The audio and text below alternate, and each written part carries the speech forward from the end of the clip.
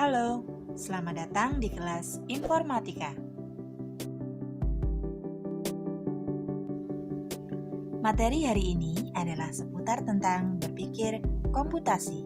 Kita akan mengenal apa itu berpikir komputasi atau disebut juga dengan computational thinking.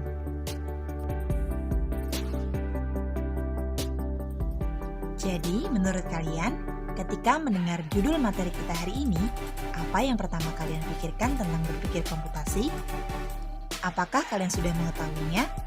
Bagaimana cara melakukannya? Dan apa saja metodenya? Kita akan bahas pada materi hari ini.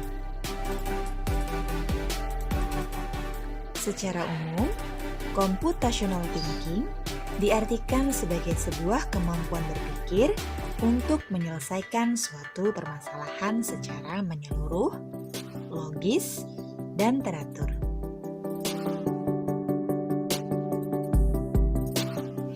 Dengan kata lain, berpikir komputasi bukannya menuntut kita untuk menjadi sebuah komputer, melainkan kita diminta untuk berpikir seperti layaknya ilmuwan-ilmuwan hebat penemu komputer. Berpikir komputasi merupakan metode berpikir yang digunakan programmer ketika menulis sebuah program.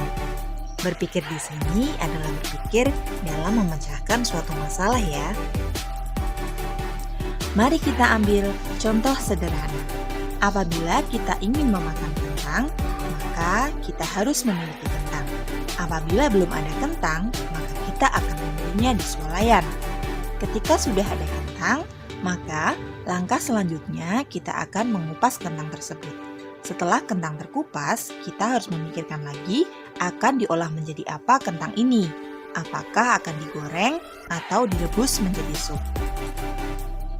Nah, dari contoh tentang memakan kentang tadi, dapat disimpulkan bahwa ketika kita akan melakukan sebuah aktivitas, dalam hal ini adalah memakan kentang, maka kita akan secara otomatis memikirkan dan melakukan aktivitas tersebut sesuai dengan aturan yang benar, mulai dari menyediakan kentang, mengupas kentang, hingga mengolah kentang tersebut menjadi siap untuk dimakan. Logikanya, kita tidak akan mungkin memakan sebuah kentang dalam keadaan mentah yang belum dikupas dan diolah. Nah, anak-anak, urutan memakan kentang tadi itulah adalah salah satu contoh dari berpikir komputasi. Bagaimana? Apakah sejauh ini kalian sudah bisa memahami apa itu berpikir komputasi? Jika belum, tenang saja, mari kita cermati contoh kedua berikut ini.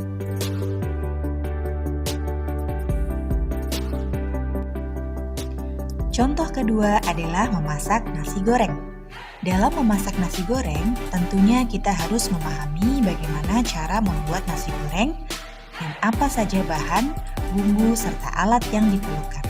Kemudian, barulah kita bisa memulai membuat nasi goreng sesuai dengan langkah-langkah.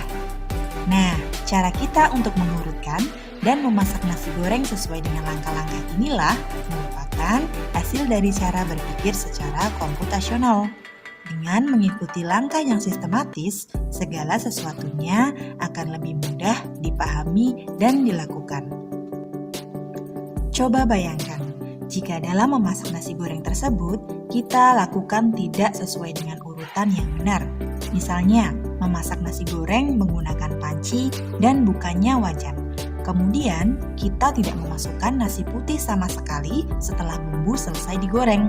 Tentunya, nasi goreng itu tidak akan selesai dibuat atau bisa dikatakan gagal. Intinya, dalam menyikapi sebuah permasalahan, kita dituntut untuk berpikir secara teratur dan runtut.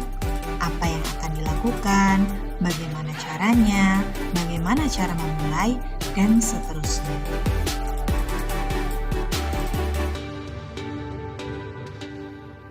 Dalam berpikir komputasi, mengharuskan kita berpikir menggunakan logika, dengan cara melakukan segala sesuatu berdasarkan step by step dan menentukan keputusan apabila dihadapkan oleh dua kemungkinan yang berbeda. Terdapat 4 pola dalam berpikir komputasi, di antaranya 1. Decomposition. 2. Pattern recognition. 3. Abstraction. 4. Algorithm design. Ibu akan jelaskan satu persatu.